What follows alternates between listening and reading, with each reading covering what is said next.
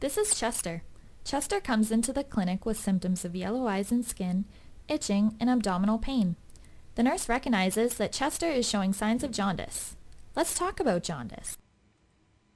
Jaundice occurs as a sign of disorders that interfere with normal metabolism or transport of bile, resulting in yellowing of the skin and eyes as seen in Chester. Our focus will be post-hepatic jaundice, also known as obstructive jaundice. Some of the causes of obstructive jaundice include gallstones, pancreatic cancer, cysts, biliary stricture, which is an abnormal narrowing of the ducts, inflammation of the ducts, parasites such as liver flukes that can live in the common bile duct, cholangiocarcinoma, which is a form of cancer that affects the epithelial cells in the bile ducts, and pancreatitis. Let's talk about the normal physiology. One of the primary functions of the liver is to produce bile. The gallbladder is a small muscular sac that is attached to the liver. Gallbladder concentrates the bile by absorbing water through the mucous membrane so that it can store the bile salts and waste products. Bile has two main functions, aiding in digestion and eliminating certain waste products such as hemoglobin. The gallbladder bile is composed of water, bile salts, bilirubin, cholesterol, fatty acids, sodium, potassium, calcium, chlorine, and bicarbonate ions. Bilirubin is the chief bile pigment. It is a yellow waste product of the heme part of hemoglobin, which is formed during erythrocyte breakdown. In a healthy body, red blood cells live for about 120 days. After this amount of time, their cell membrane becomes fragile and susceptible to rupture.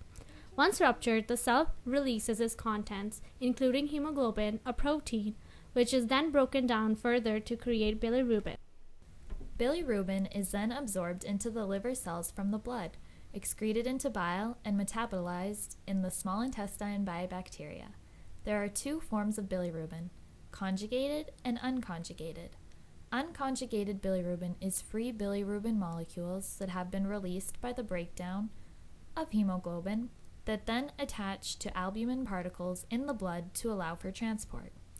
Unconjugated bilirubin is lipid soluble but not water soluble and is usually found in the blood.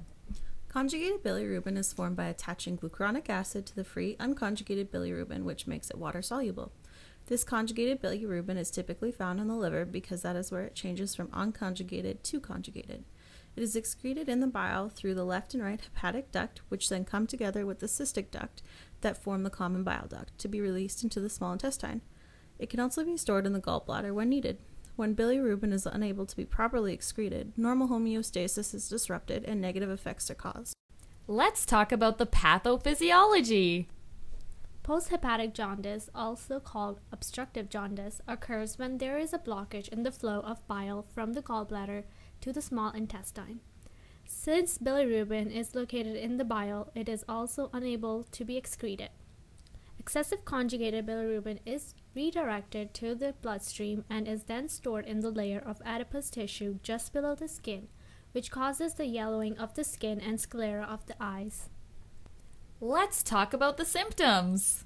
The symptoms of obstructive jaundice include yellowing of the skin and sclera in the eyes due to bilirubin deposits in the fat tissues, pale stool due to less bilirubin reaching the intestine, darker colored urine due to the excess conjugated bilirubin, as well as an extreme itching feeling due to the accumulation of bile acids in the blood. Now let's look over the key points. Jaundice is a symptom of underlying causes, which means that to treat it, the initial problem must be resolved. During erythrocyte breakdown, the cell membrane of the red blood cell becomes very fragile. This causes it to burst and release its contents, leading to the formation of bilirubin. The breakdown of hemoglobin, which is a protein, is where bilirubin comes from. Free bilirubin binds to another important protein, albumin, to be transported in the blood. An excess amount of bilirubin in the bloodstream causes an imbalance in homeostasis, leading to the symptoms previously described. Turns out Chester's jaundice was caused by gallstones. He had surgery to get them removed and is now back at the clinic for a checkup. All symptoms of jaundice are gone and he is doing great. Thanks for watching.